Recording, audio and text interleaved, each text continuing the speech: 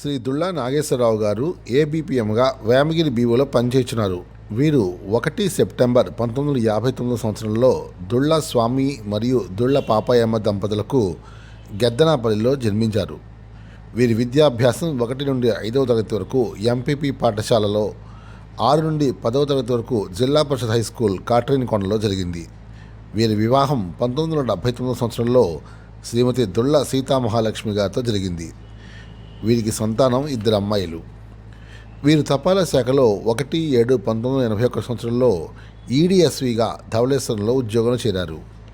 ధవళేశ్వరం ఎస్ఓలో ఈడీఎస్విగా 2001 వరకు పనిచేశారు. 2002 నుండి వేమగిరి బీఓలో జీడీఎస్ ఎండీగా చేరారు.